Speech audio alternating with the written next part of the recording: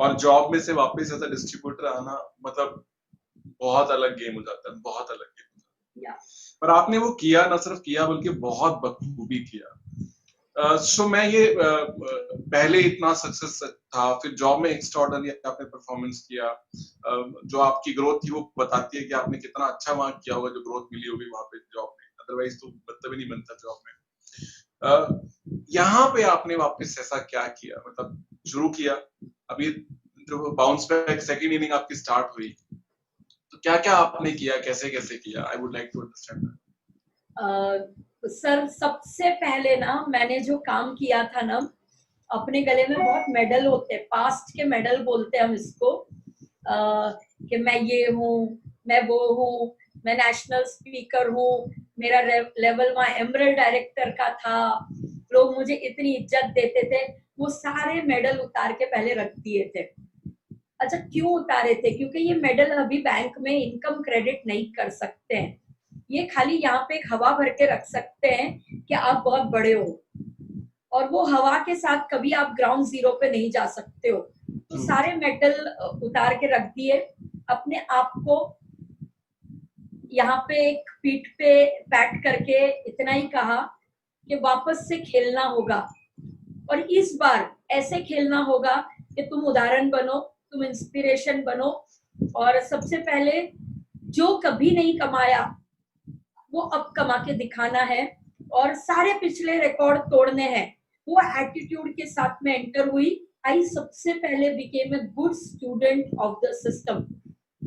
मुझे याद है बाली सर तब एनडीएस करते थे, न्यू डिस्ट्रीब्यूटर एजुकेशन सेमिनार, अभी उसको हम वीआईपी के नाम से जानते हैं। 220 रुपया लेते थे, अभी आई थिंक 250 260 लेते हैं, अभी जूम पे तो फ्री होती है। तो वो ट्रेनिंग मैंने सर की पहली अटेंड करी मुंबई में, सेकंड अटेंड करी पूना में, which is around 3 to 4 hours drive. We did not have our own cars तभी, तो हमको एक स्कॉर्पियो गाड़ी आती है, पता नहीं अभी आपको पता भी है या नहीं, बट मुंबई में पूना तक 10 आदमी भर के लेकर जाते हैं, और इतना चिपक के हम बैठते हैं कि गाड़ी कितनी भी हिले आप नहीं हिल सकते हो। ऐसी वाली गाड़ी में अपनी टीम को भर के मैं पूना गई थी। नो वंडर आज तो बोलते ना, जब गाड़ी में बैठते हैं तो बूट स्पेस और लेग स्पेस और पता नहीं कितनी बातें करते हैं हम, बट तब तो कोई स्पेस ही नहीं थी लाइफ में। तो वैसे मेरी सेकंड एनडीएस मैंने बैठी, थर्ड मैंने राजकोट में बैठी जो 14 आवर्स की दूरी पे था, but I took a flight and I went to Rajkot just to attend a VIP. Fourth was in Surat, fifth was in Mumbai, 5 VIPs in 7 months. My basics are very clear. My 7 steps are very clear. आप चाहे तो परीक्षा ले सकते हैं. 7 mistakes are very clear. 5 C's of invitations are very clear as of today also. और आज भी मैं वो सिखाती हूँ और खुद भी प्रैक्टिस करती हूँ।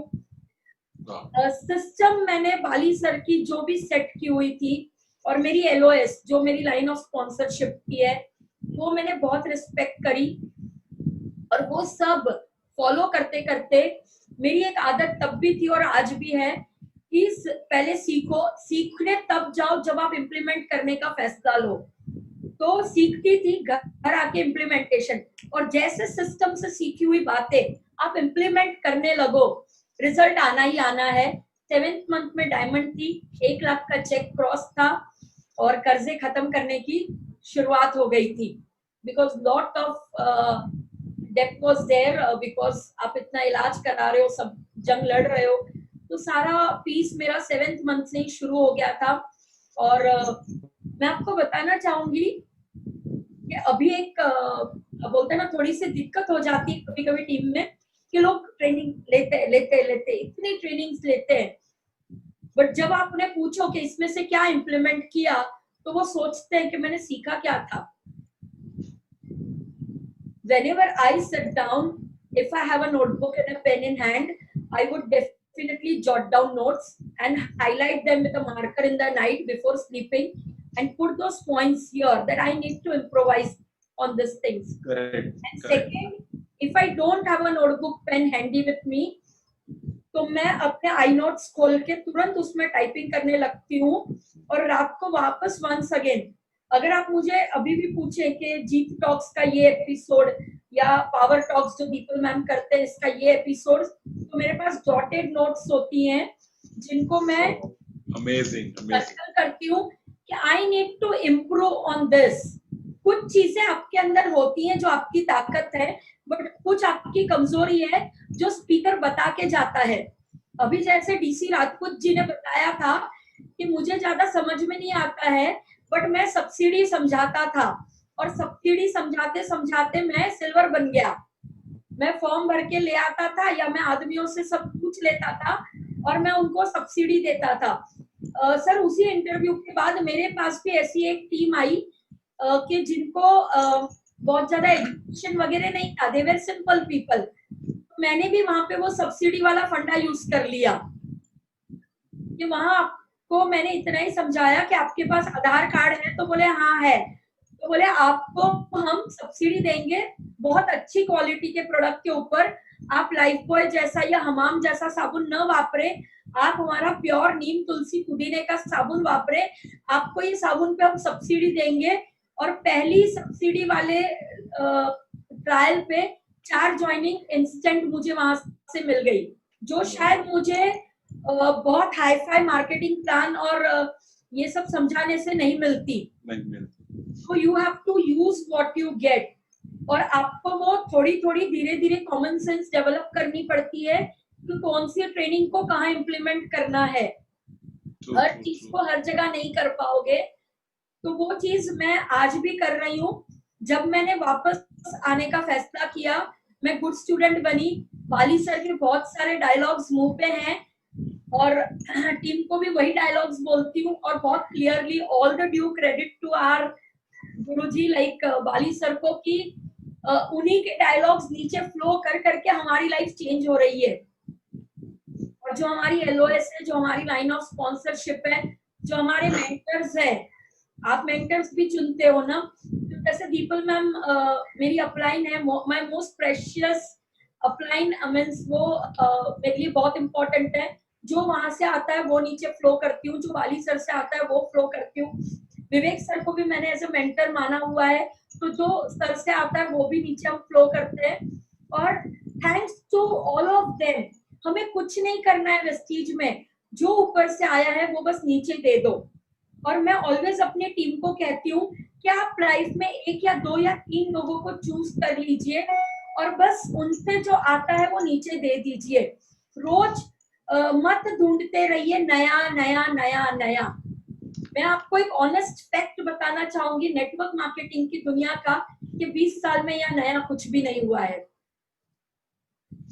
नया बेसिक नहीं है, बेसिक सब सेम है, खाली बोलते ना परोसने का ढंग या प्रेजेंटेशन का अंदाज नया हो गया है।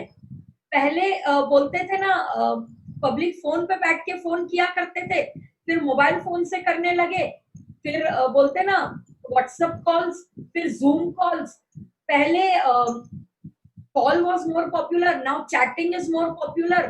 पहले सोशल मीडिया इतना नहीं था, अब सोशल मीडिया है। फंडामेंटल्स कभी नहीं बदले हैं इस इंडस्ट्री के, लॉ ऑफ एवरेज कभी नहीं बदला इस इंडस्ट्री में।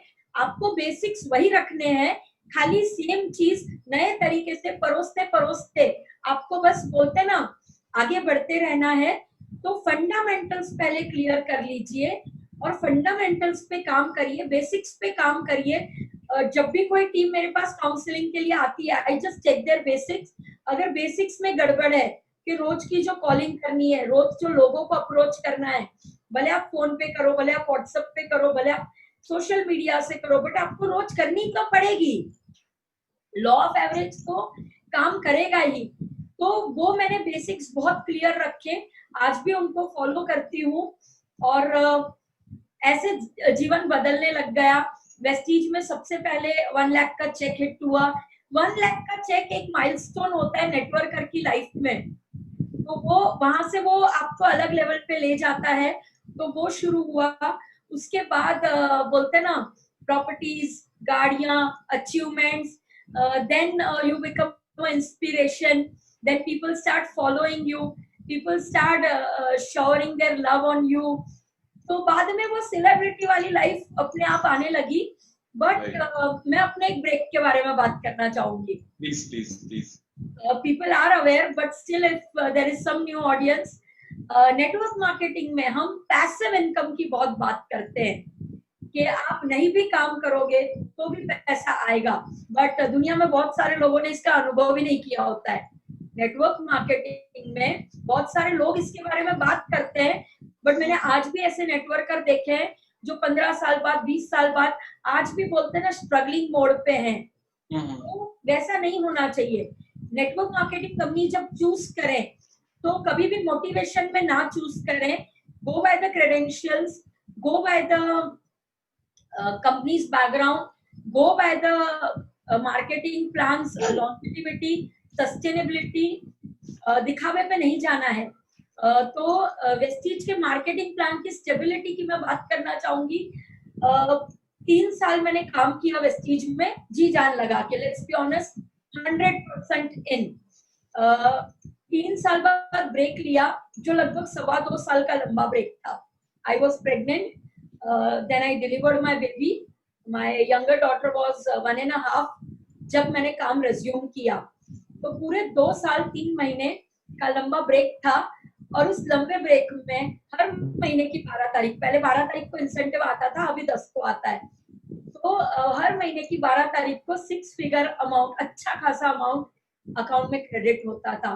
And that was the power. मैंने वाली सर को एक बार फोन किया था उनके बर्थडे पे विश करने को. आई डू ट्राई वाली सर का फोन उनके बर्थडे के दिन. जनरली अगर वो पिक हो जाए तो आई जस्ट विश हिम, और मैं अपना ग्रेटिट्यूड वहां दे देती हूँ सर को. वैसे रोज देती हूँ, बट उस दिन मैं मुंह से बोल के सुनाती हूँ कि सर मैं बहुत बहुत ग्रेटफुल हूँ कि आपने मेरी जिंदगी को पूरी तरह से बदला. तो सर को मैंने एक बार कहा था कि सर मैं घर में बैठी हूँ, मैं 2.25 साल से कुछ नहीं कर रही हूँ, फिर भी मेरे अकाउंट में पैसा आ रहा है. Thank you so much for that sir, आप मुझे पैसे भेज रहे हैं. तो सर ने कहा था मैं भेज नहीं रहा हूँ, आपने इसके लिए मेहनत करी है, या आपका हार्डवर्क है, या आपके सिस्टम को फॉलो करने की जो ताकत है उसके वजह से ये आपके अकाउंट में आ रहा है. तो यू हैव डन योर बोलते ना share of hard work, so you deserve it. क्या वो इंसान है, क्या शब्द बोलूं मैं उनके लिए कि उन्होंने वो भी क्रेडिट नहीं लिया कि वेस्टीज इतनी ताकतवर है. नहीं, उन्होंने पूरा क्रेडिट हमें लौटा के दे दिया. And that is the power of Vestige.